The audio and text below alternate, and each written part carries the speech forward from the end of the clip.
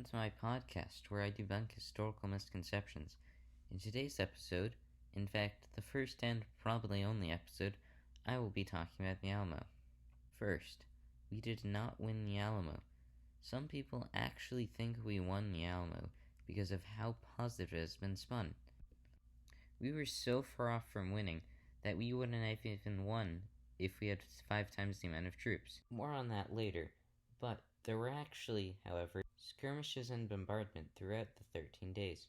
Now, another common misconception is that only one person survived. Susanna Dickinson may come to mind when you think of the sole survivor and messenger of the Alamo, but 13 others also survived and had counts on the story.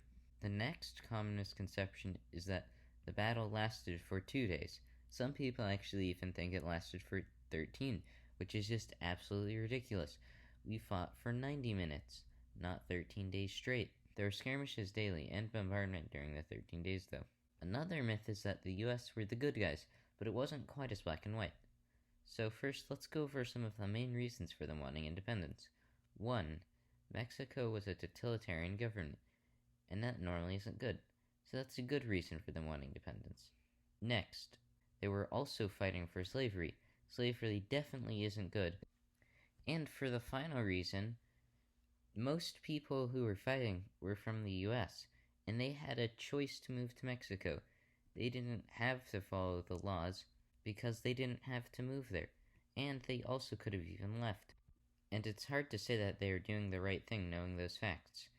That's also probably why slavery is only mentioned 3 times on the Alamo.org website, once being archived. Texans really wanted to make the Alamo sound like a success story.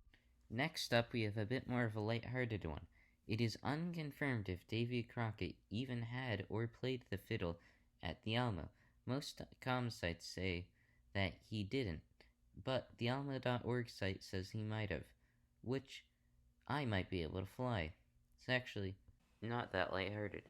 Anyways, next, I would like to talk about why some of the information is so unreliable. And that's the fact that most people were very old at the time of being interviewed or very young at the time of the Alamo. Also, the government perpetuated a lot of lies in the sake of propaganda to boost morale, which has led to a lot of misconceptions and confusion nowadays. It's like getting told that you did great at a soccer game, and being told that you did so great that you actually forgot you lost. But then once that misconception has spread, more people think that you're an absolute god at soccer, and then you become famous and rich, and then this is just a terrible, terrible analogy. Moving on. Aside from that roughly 40-second planned rant, I'd like to talk about how we might have actually won if we had 6 times the amount of troops. If we had 6 times the amount of troops, we would have actually killed all of Santa Anna's army, as we were killing 6 for every 1 person who died. Which it is kind of crazy to think about, that a bunch of militia ended up killing 5 to 1, but they did have Davy Crockett, so that might explain why. But 6 times is a large amount. Outstanding that some people are so incredibly off to think that we actually won. For an example of scale, 6 times my math grade, 10, would be around 30 something, I think.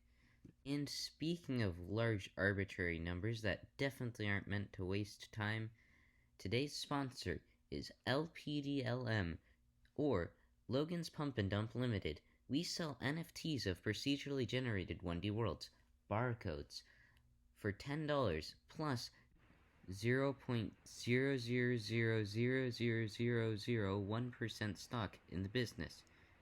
Or also custom handmade procedurally generated 1D worlds made by the most qualified and dedicated individuals to make 1D worlds.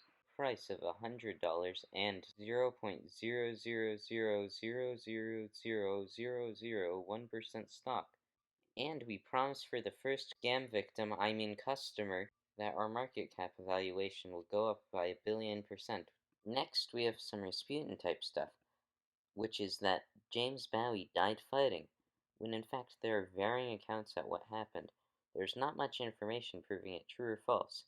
Lots of information surrounding the Alamo is conflicting and or more plausible than others. Generally, it's a good idea to stick to .gov and .org sites.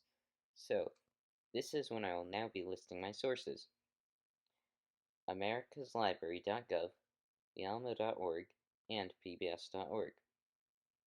Now, that is all I have to share, and I hope you enjoyed this, maybe found it funny, or at the very least, don't give me an F.